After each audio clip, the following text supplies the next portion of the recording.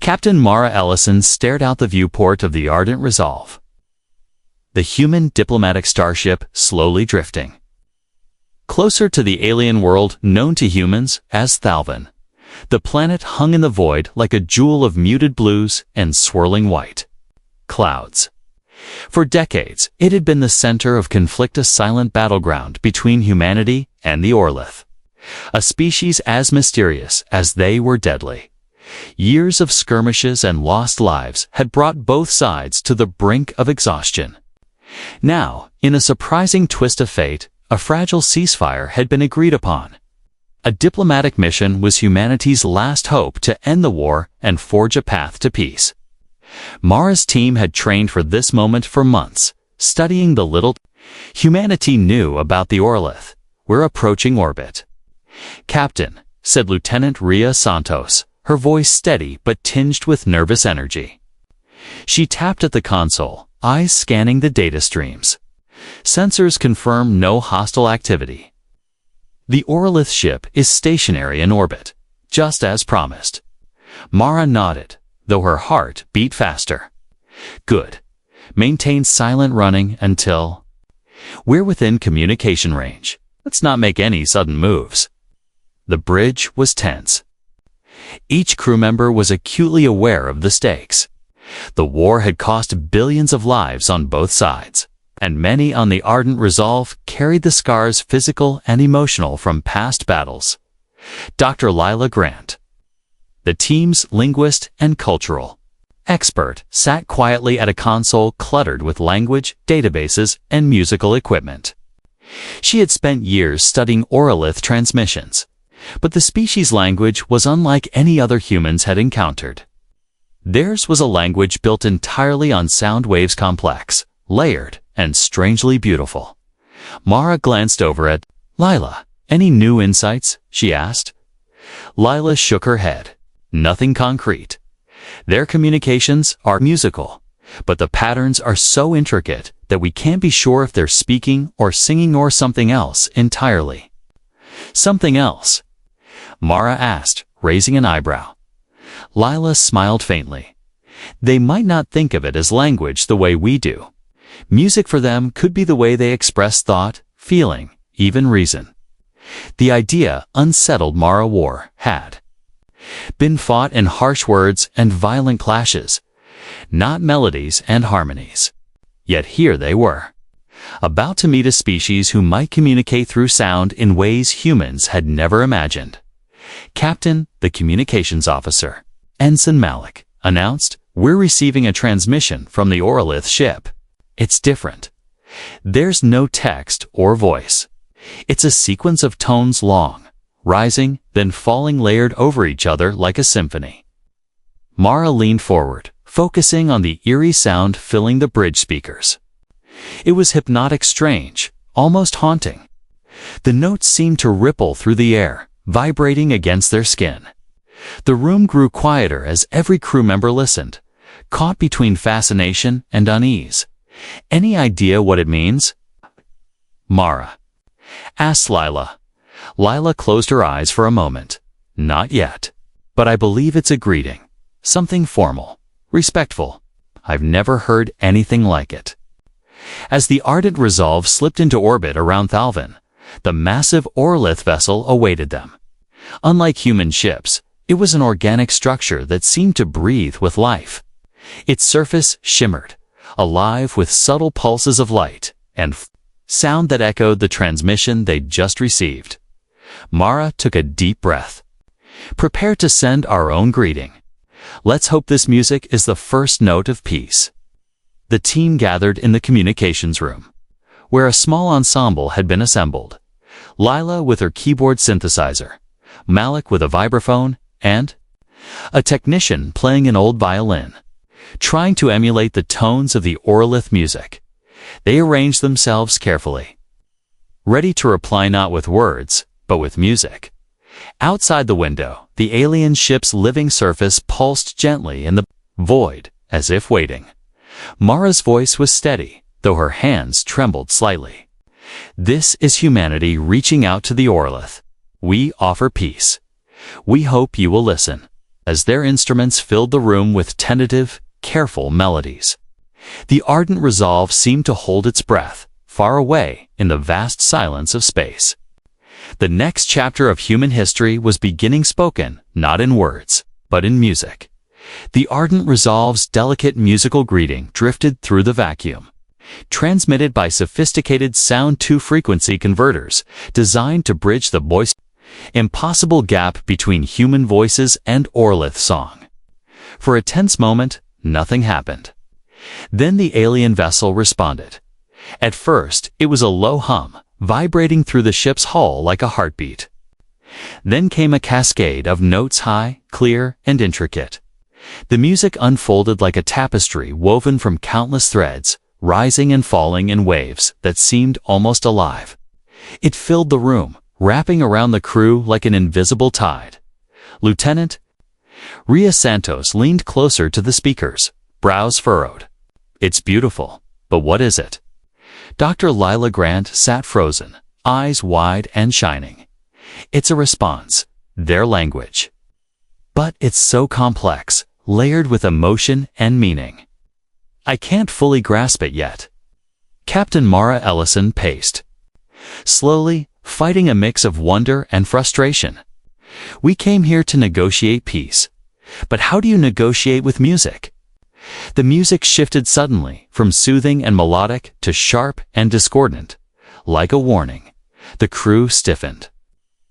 Sensors picked up subtle changes, spikes of energy that made the ship's walls vibrate. "Are they hostile?" Commander Vance asked, stepping forward. His voice was low and wary. "Not necessarily," Mara said. "It might be a way to express caution, not aggression. We can't interpret this like words." In the communication room, Lila's fingers flew across the synthesizer, trying to isolate repeating motifs within the symphony. She listened for patterns, something that resembled syntax or grammar. The music was unlike anything human culture had ever produced. It carried shifts in tempo and tone that suggested deep layers of meaning.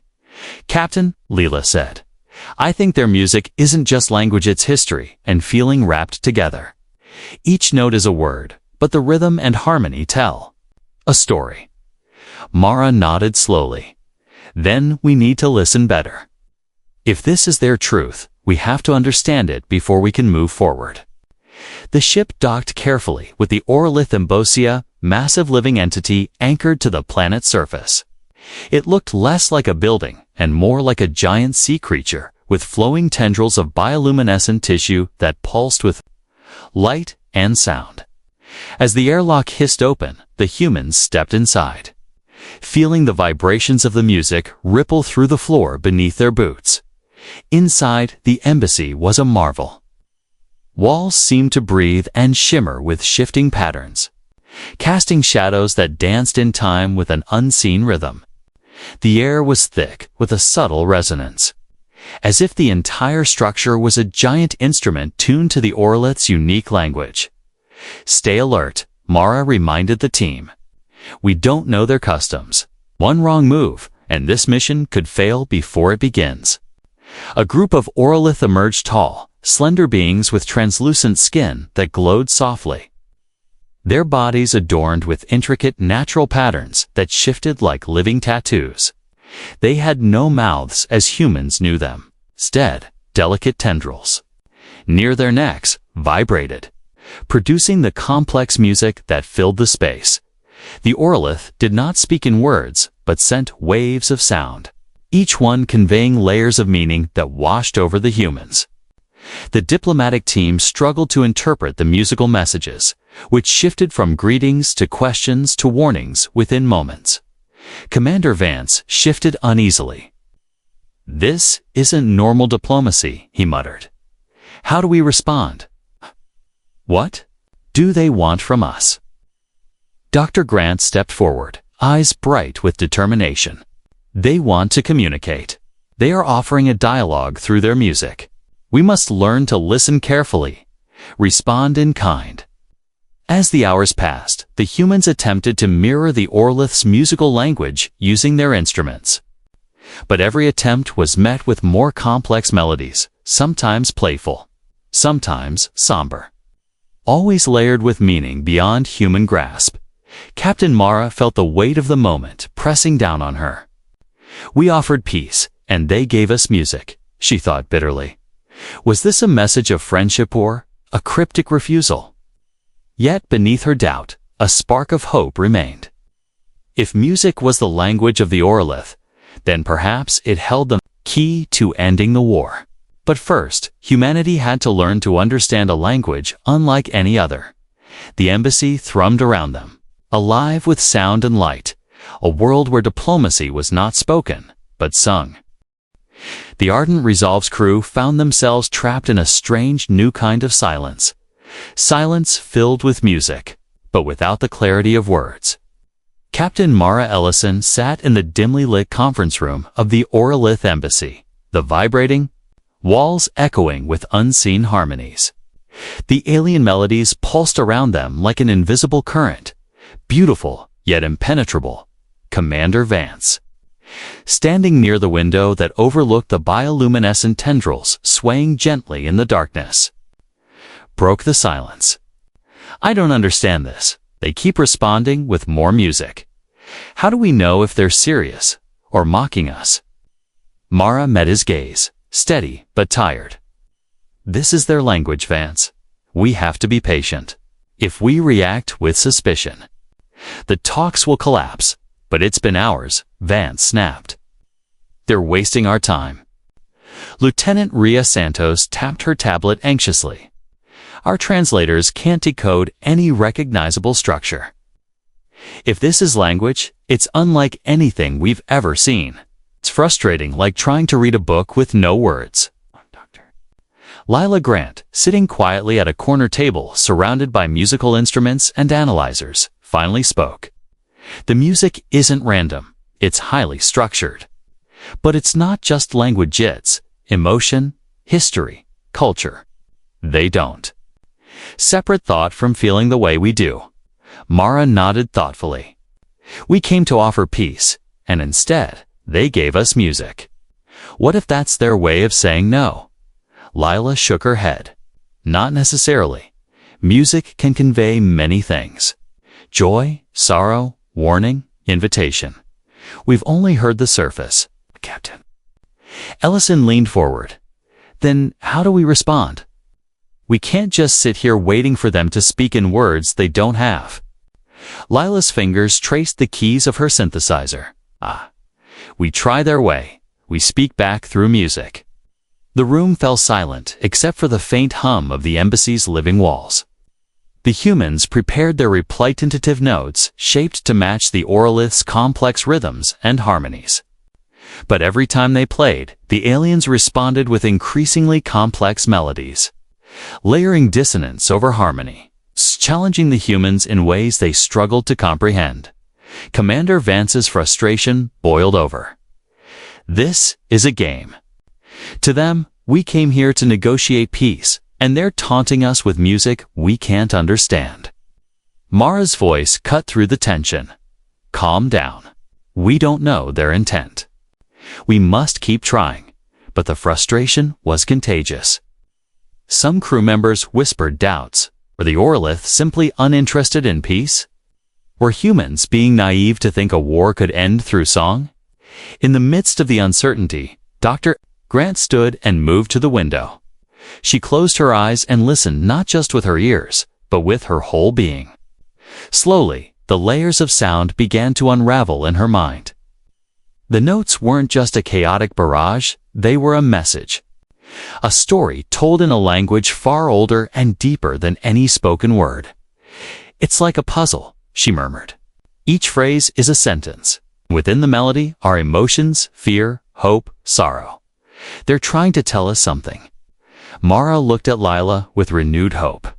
What do you think it means? Lila hesitated. I can't be sure yet. But I believe the music tells of their history of battles lost, homes destroyed, lives shattered. This isn't rejection. It's a lament. A plea to understand their pain. The room grew quiet as everyone absorbed the weight of Lila's words. The Orlith were not dismissing peace talks. They were sharing their wounds in the only way they knew how. Commander Vance exhaled slowly. If that's true, then maybe we've been wrong. Maybe the way forward isn't through words or threats, but through understanding their music. Mara nodded. Then let's listen harder. Let's speak their language. Over the following hours, the humans experimented with their instruments and synthesized sounds. They crafted melodies that wove human emotions, regret, hope, apology into their replies. Each musical phrase was carefully composed, hoping to bridge the gap between two species separated by culture and sound. Slowly, the embassy's living walls seemed to respond, pulsing in sync with the music. The Orlith melodies softened, becoming less sharp and more harmonious. The exchange felt less like a standoff and more like a fragile conversation. Yet, uncertainty lingered. Would this new form of dialogue be enough? Could music truly end a war that words had failed to resolve? As Captain Mara Ellison looked around at her weary team, she knew one thing for certain. This mission was unlike any in human history. The path to peace would demand patience, creativity, and an open heart, because the language of the Orlith was music. And if humanity hoped to survive, it had to learn to listen. Days passed aboard the Orlith embassy, and the humans found themselves caught in a strange dance of sound and silence. The melodies coming from the Orlith were no longer just background noise. They had become the very air they breathed, wrapping the crew in waves of unfamiliar emotion.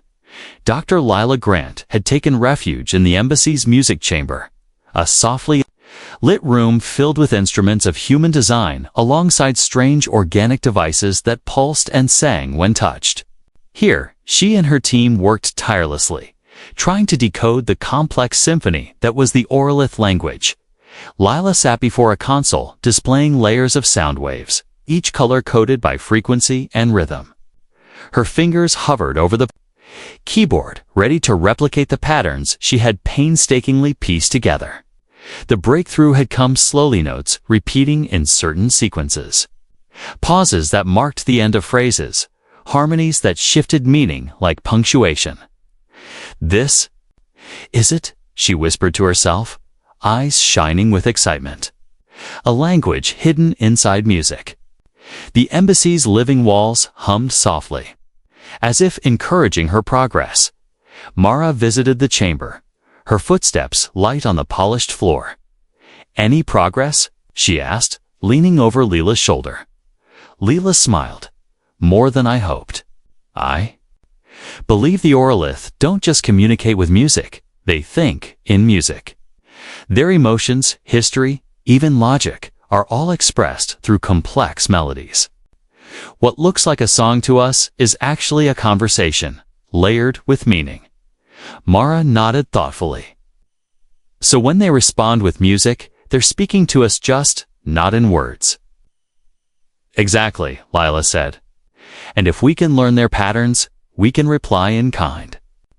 It's not just about notes, it's about understanding the feelings and ideas behind them." Inspired by this realization, the human team crafted a new musical message, carefully designed to mirror the structure of the Orlith songs. They blended human instrument strings, piano, and synthesizers with digital modulations to imitate the alien tones. When the message played, the embassy seemed to respond instantly. The walls glowed brighter, and the air vibrated with new melodies softer, more intricate, as if the Orlith were welcoming the effort. Lila's heart pounded. They're inviting us to speak with them, to truly connect. Captain Mara gathered the team to share the news. "This could change everything," she said. "If music is the key, then it's our duty to master it. We're not just diplomats, now we're musicians and students of a new language." Yet not everyone shared her optimism. Commander Vance remained wary. What if this is a trick? What if they're lulling us into a false sense of security before they strike? Mara met his gaze calmly. "We have no better option. We came here to end the war. If music is how they communicate, we must speak it even if it means risking misunderstanding. As the days turned to nights, the humans and Orlith continued their delicate exchange. The music evolved, sometimes tense, sometimes playful, occasionally somber. The embassy became a chamber of shared stories told in sound. One evening, as Lila replayed a particularly haunting melody, a sudden insight struck her. The patterns weren't just messages, they were history lessons. The Orlith songs told of worlds lost to war, families torn apart, and the heavy burden of survival. She shared her discovery with Mara. Their music is their memory. They carry their past in these melodies. Mara's eyes softened. Wonder they've been so guarded. We're not just dealing with an enemy, we're facing a people who've endured unimaginable pain. Determined to honor that pain, the humans refined their musical replies. They composed melodies that expressed empathy and sorrow, hope and apology. Each note was carefully chosen to build trust rather than walls. One night, as the embassy's living walls pulsed in harmony with the human instruments, Mara realized that the mission's failure wasn't in the lack of words, it was. In their initial impatience, music had been their gift, their challenge. The question now was simple. Could humanity learn to listen well enough to turn song into peace? The answer, she believed, lay just beyond the next note. The music changed at first. It was subtle, slower rhythms, longer pauses between notes, the faintest tremble in the harmonics. But then came a shift no one could ignore. The Orlith melody turned dark and mournful, flowing like a tide of grief. Notes fell like raindrops, soft and heavy, each one carrying a weight the human ears could feel but not yet name. Dr. Lila Grant felt the change instantly.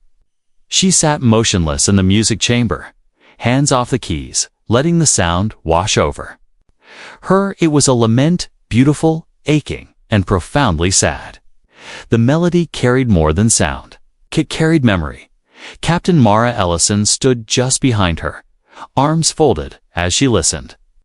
"This isn't just communication anymore," she said quietly.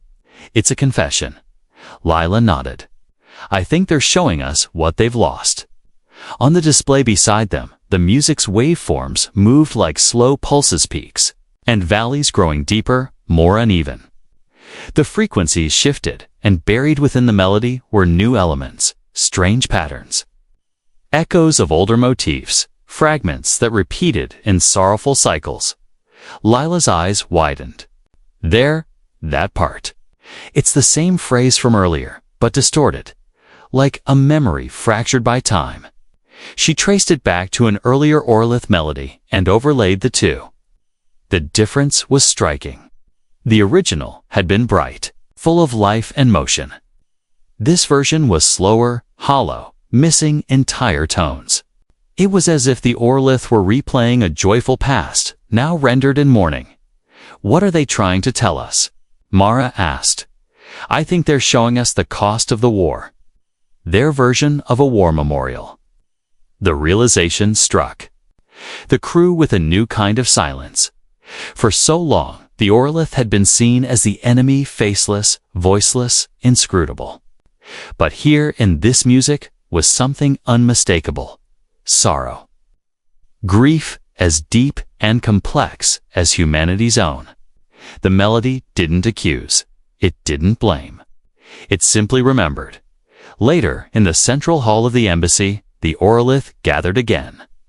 The humans stood across from them, separated by a shallow basin of light and sound, a glowing pool that resonated with faint vibrations. One of the Orlith stepped forward. Its translucent skin shimmered with a dark blue hue, a sign Lila had come to recognize as mourning. From its neck tendrils came a Saloa low, quivering line that seemed to tremble with every breath. No translator could capture the meaning, but no one needed one.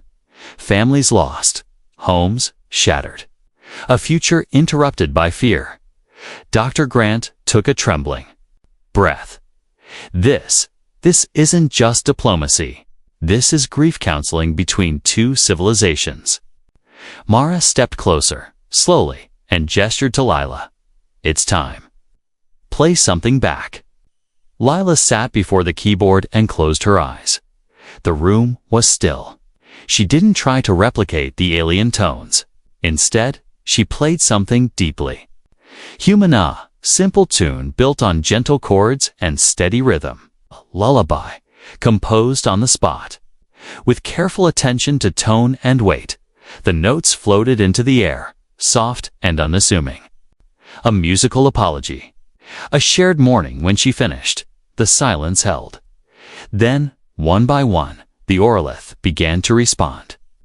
Their instruments, built into their very bodies, produced soft harmonies that wrapped around the lullaby and echoed it back. Not in imitation, but in unity. The sorrow was still there, but now it was shared. In that moment, something shifted. The Orlith stepped forward, not as envoys of war, but as survivors. And the humans, once soldiers and skeptics, became witnesses. Captain Mara felt a swell in her chest. Grief, yes, but also something more powerful. Hope. The Orlith weren't rejecting peace, they were showing why it mattered, and through music, they had found a way to be heard. The next message was not a lament. It was something else, something new. It began with a gentle rhythm, steady and deliberate, like footsteps taken on unfamiliar ground. The melody that followed was delicate and cautious, with bright tones interwoven through the deeper, resonant chords the Orlith often used. There was no sorrow in this song, no accusation, only curiosity, and invitation. Dr. Lila Grant stared at the waveform slowly blooming across her screen. "They're not mourning now," she said quietly. "They're waiting." Captain Mara. Ellison crossed the chamber, her boots clicking softly on the smooth, glass-like floor. "Waiting for what?" Lila smiled, though her eyes remained fixed on the patterns of sound. "For us to answer, not like before, not imitation. Collaboration."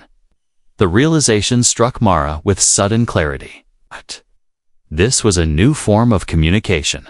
Not just an exchange of ideas, but an attempt at shared creation. The Orlith were no longer simply telling their story. They were asking humans to help write the next part. The crew gathered again in the music chamber. The Orlith emissaries were already in place, arranged around the central pool of light and resonance.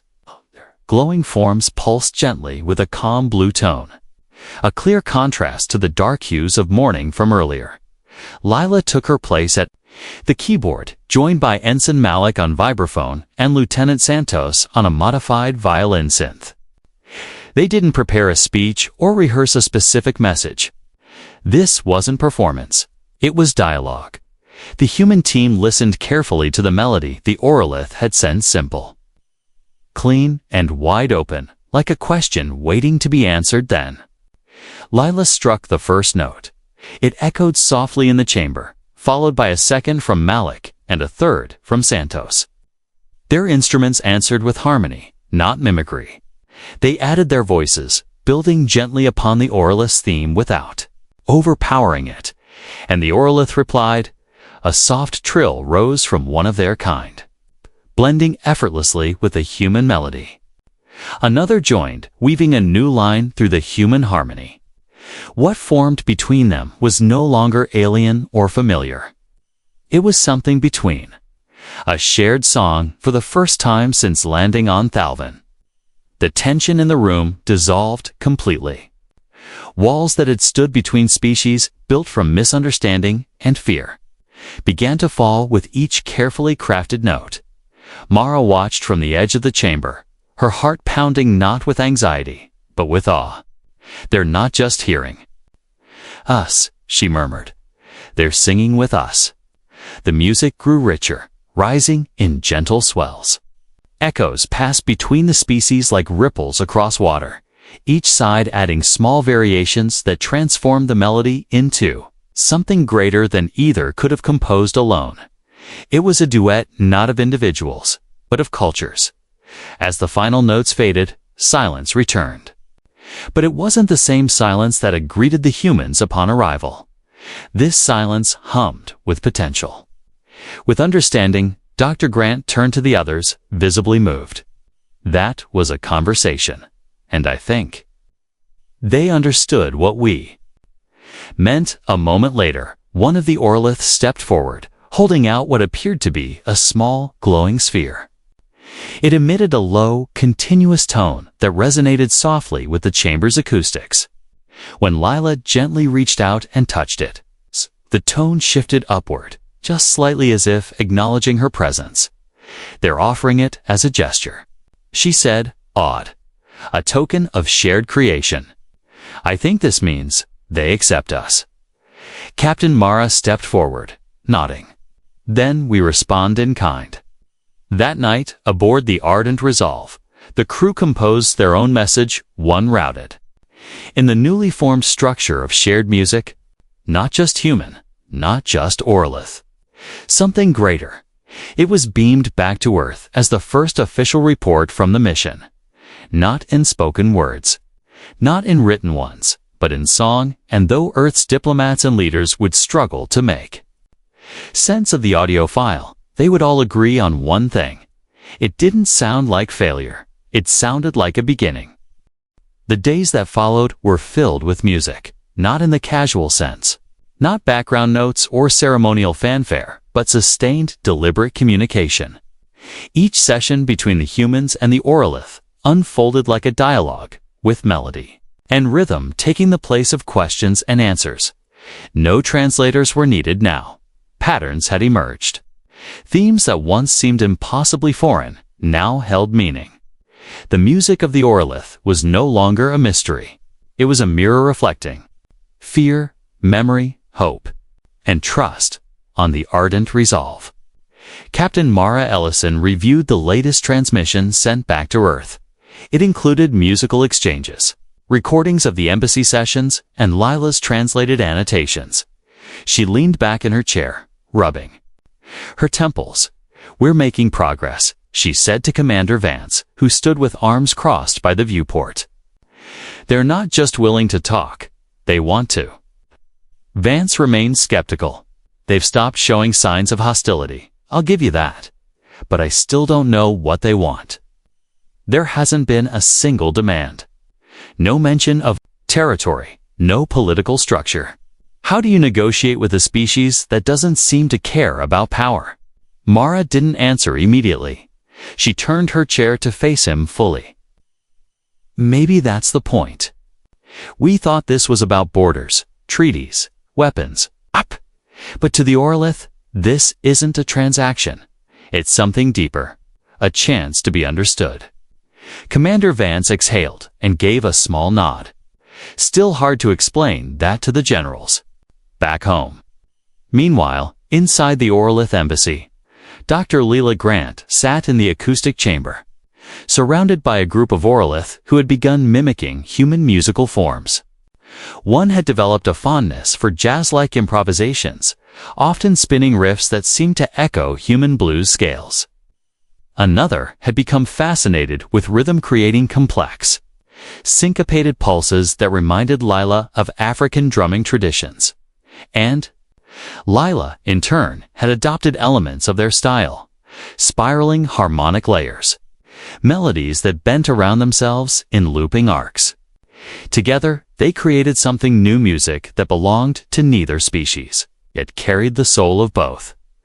During one particularly long session, an Orlith emissary, designated Vey, presented a melodic progression unlike any before.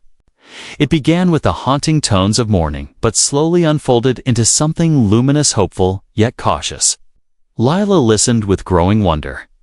"This isn't just a story," she said softly. "It's a proposal." She brought the message to Mara that evening. "They're asking for cultural exchange," she explained. "They want us to stay, not as occupiers, not as observers, as guests, as collaborators." Mara's expression shifted from surprise to something more complex, cautious optimism, touched with reverence. They're inviting us into their world, and they're ready to enter ours, Lila added. Their music has begun referencing human motifs. Our lullabies, our harmonies. It's not mimicry, it's connection. That night, a joint performance was held in the central chamber. Humans and Orlith sat together, not in rows, but in an A spiral, surrounding a shared platform of resonant stone that amplified every note and vibration. Instruments from both species filled the room, some wood, some crystal, some grown from living membranes that shimmered when touched. The composition began with a simple human melody, played softly on a piano-synth hybrid. The Orlith joined in, gently weaving their textured tones around it. Bit by bit, the music swelled, transforming into something that defied genre, culture, and history. It wasn't just a concert. It was diplomacy in its purest form, built not on politics, but shared feeling. When the final note faded, there was no applause, only stillness. And understanding, Captain Mara stood and spoke for the first time in hours. I think this is the closest we've ever come to true peace. She turned to Lila, who smiled. Then, let's finish the song. Peace was never declared in words. There was no treaty, no ceremonial signature, no official document. Instead, there was music. Weeks after the first duet, the ardent resolve remained in orbit over Thalvin, now more ambassadorial than military. The crew worked side by side with the Orlith, co-creating compositions, building sonic archives, and even developing a shared library of motifs, phrases, themes, and patterns that both species could understand and contribute to. In the quiet hours between sessions, Captain Mara Ellison often found herself sitting alone in the viewing deck, watching Thalvin's pale rings drift against the dark. She had come expecting resistance, perhaps even death. What she found instead was proof that the unknown didn't always have to be feared. Commander Vance entered one evening, carrying a mug of strong synth tea. He looked more relaxed than he had in weeks. Earth just sent word, he said, handing her the mug. They've agreed to the cultural accord. Mara raised an eyebrow. Even without a formal language? Vance chuckled. Apparently, after listening to the recordings, even the Defense Council was moved. One of the old admirals said, and I quote, "I don't understand a note of it, but it feels like truth." Mara smiled at that. Truth in music. Who would have thought? Meanwhile, in the Orlith embassy, Dr. Lila Grant stood beside Vey, the Orlith emissary she had worked with most closely. Together, they adjusted the new Interface hybrid instrument that responded to both human touch and Orlith resonance. The device emitted soft tones, not randomly, but in response to emotion. It was their greatest achievement, a machine that turned feeling into melody. "This will be our first joint message," Lila said, recording a gentle arpeggio as Vey added shimmering overlays. For Earth and Thalvin both, a greeting and a promise. Vey responded with a low, rippling tone acknowledgement. Later, in the embassy's great hall, both species gathered for one final performance before the humans returned home. It wasn't a farewell. It was a bridge. The chamber was alive with subtle vibrations. Resonance lights flickered in time with the preparatory notes. A mix of instruments stood ready, some made of wood and wire, others grown from bioluminescent strands, and a few born from the fusion of human technology and Orlith bioengineering. Captain Mara stood beside Leela, who tuned her synthesizer. "One last time, no one will believe this happened," Mara whispered. "They won't have to," Lila replied, smiling. "They'll hear it." The first note was stroke soft, clear, deliberate. Not from a human, and not from an Orlith. It came from the shared instrument, played by both. The music that followed was layered with memory and meaning, filled with the echoes of misunderstanding, sorrow, learning, and finally respect. As the song built, humans joined with familiar chords and phrases. The Orolith followed with their own, weaving harmony through human structure, adding fluidity to rigid rhythm. Together, they told the story of two species that had once met in silence and suspicion and found, in music, something more powerful than weapons or words. The final movement was quite a soft melody that circled back to the beginning, recalling the very first tones exchanged in orbit. It was a gentle reminder. Peace is not always loud. Sometimes it hums softly beneath the noise of fear. When it ended, no applause followed. The Orolith didn't clap, and the humans had learned not to. The silence afterward was richer than sound. Mara stood and turned to her crew. "Prepare for departure," she said. "We've made contact. Now it's up to us to keep it alive." Lila placed the shared instrument gently into its case. They didn't want territory. They didn't ask for technology or power. All they ever wanted was to be heard. And we did, Mara said quietly. We listened. The diplomatic mission had failed by every traditional measure-no treaty. Signed, no terms negotiated. But in that failure, they had created something greater. A shared song, a beginning. A piece not written in ink, but played in harmony. And for both humanity and the Orolith, it was enough.